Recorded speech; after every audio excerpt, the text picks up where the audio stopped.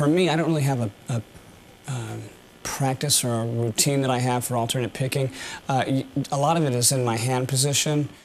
I choke the pick off really, really shallow so there's not a lot of material sticking underneath my hand, and I also keep the pick so that it's almost parallel to the string, but not too much. Some people, when they have the pick parallel, it's harder to pick the string. I have it just a little bit turned so that it almost nudges the string over.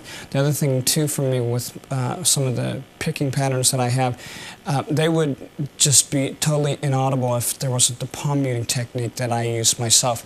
I like to put the bridge of my hand right here, the meat of it, right across the bridge of the pickup, I mean the bridge there, and just kind of roll it forward to dampen the strings. It's different amounts that I roll it forward to deaden the strings. Like the more that I go up there, sometimes I'll just completely choke the string off, like in Train of Consequences.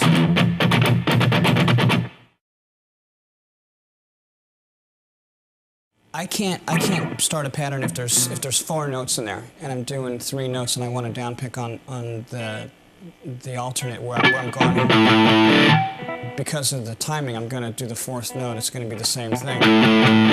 It's going to be an up pick on the 4th note. If I want a down pick and I go down, up, down, down, the timing is going to be a little bit suspect when I go from string to string. Sometimes I'll start with an up pick and then go down. So I try and keep it as flowing as possible in between notes. And the other thing too is I cheat a lot when you're asking me how I go back and forth between strings. I'll anchor my finger either on the pickup ring or on the strings. And that's kind of the muscle memory in my hand will tell me how far it is from string to string.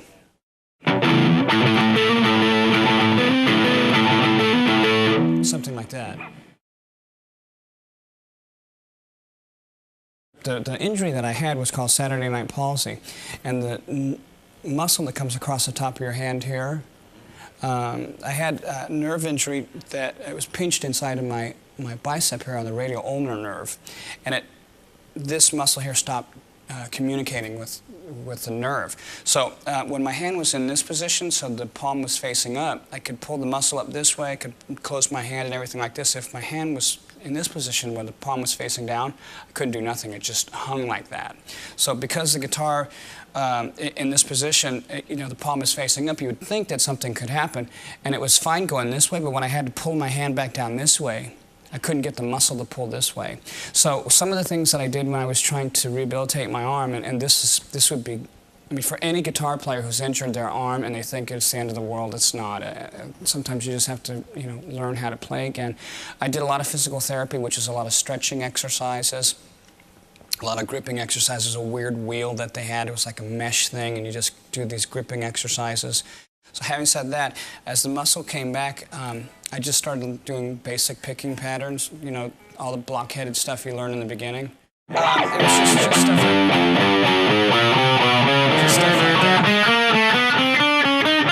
And I couldn't do any of that because, and I would stop as soon as I made a mistake. And I would start again. Just keep going over and over again. Some of the things that my teacher had showed me, the guy's name is Rick Flouting, and he's done some orchestration work with the London Philharmonic Orchestra. He's a jazz player and a classical player. He may not be, super renowned or anything like that, but for me, he was really good and had the right attitude. If I'm going to go and put myself in the hands of a teacher, I don't want to be with some guy that's going to show me something wrong in the first place. The thing for speeding up for me was pulling my fingers in this way and also not holding on here. And another thing, too, for fingering is, I was going across the frets like this, and he had said that if I turn my hand this way, it'll be better for me. Because my guitar hangs really low, it's kind of hard to change that, but I try and do it as much as I can to discipline myself. When I was in Metallica, I had brought this riff to them that I had invented. And nobody had ever seen this before. It was called Spider Riff.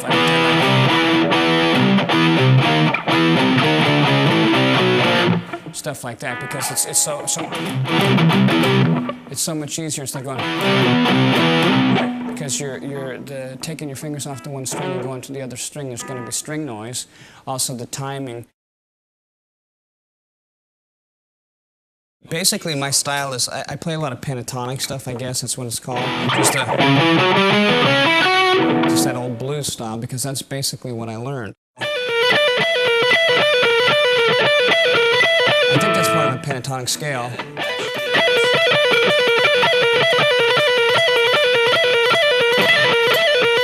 And then that's basically all those scales. If I did it really slow up here.